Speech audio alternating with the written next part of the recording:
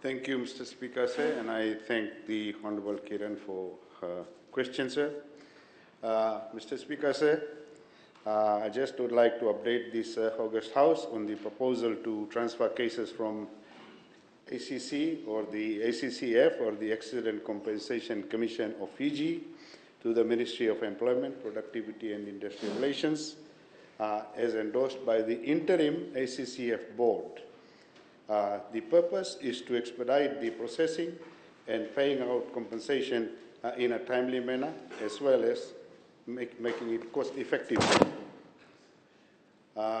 Speaker, sir, injuries and deaths that have occurred during and in the course of employment till 31st December 2018 are investigated by my ministry under the Workmen's Compensation Act, which is a fault-based system.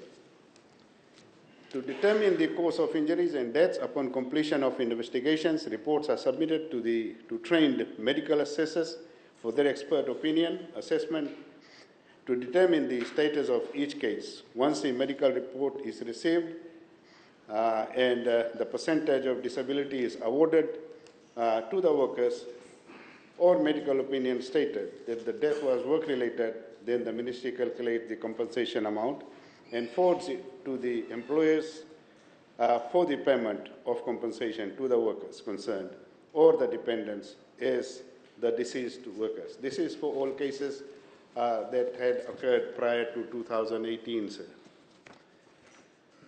Mr. Speaker, sir, the financial year 2022-2023, my ministry has successfully settled 208 cases consisting of 172 injury and 36 death cases. For the current financial year, as of 30th April 2024, a total of 109 cases, 91 injury and 18 death cases have been settled. Mr. Speaker, sir, the 5 key players in the administration of Workmen's Compensation Act are employers, workers, medical practitioners, the Employment Relations Tribunal, and the Ministry of Employment. While the ministry is tasked to investigate the injuries and deaths that occur and affect the workers, a professional opinion of the medical assessor is vital in determining our outcome, the outcome of any compensation case. Mr. Speaker, sir, as at 30th April 2024, the ministry had 305 pending cases, of which 230 are injury cases and 75 are death cases. The ministry is endeavoring to make sure that all these cases are disposed of by 31st of December 2024. The majority of them, of course, are with the Employment Relations Tribunal, and some are those that we are still trying to locate the victims.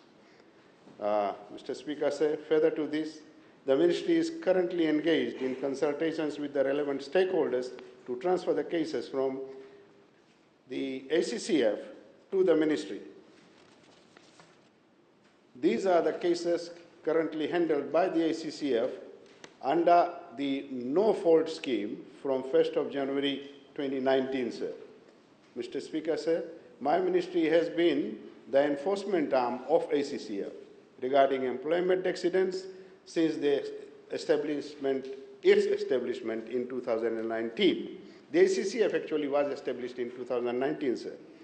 My ministry has been assisting ACCF with the investigations of cases, dealing with complaints on non-payment of wages of injured workers, and conducting meetings with employers on reporting of cases.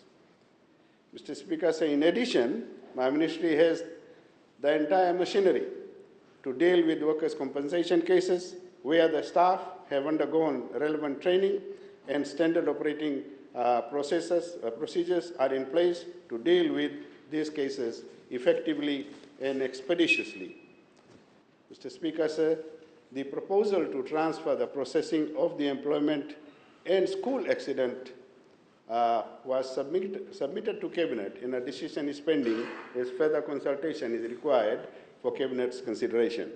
Mr. Speaker, sir, I also wish to inform this august House that the interim ACCF board has been approved by Cabinet and my permanent secretary has been appointed the interim chairperson. Mr. Speaker, sir, the interim board members have been tasked to conduct an independent review of the commission that had the first meeting on 19th April 2024. Sir, I'm happy to report that 264 pending cases have been approved for payment by the interim board. This comprises of 131 employment cases and 115 motor vehicle accident cases and 18 cases of school accidents. These pending cases on ACCF have been resolved by the interim board, and payment of $1,237,500 have been made to those that qualify under the no faults scheme, sir.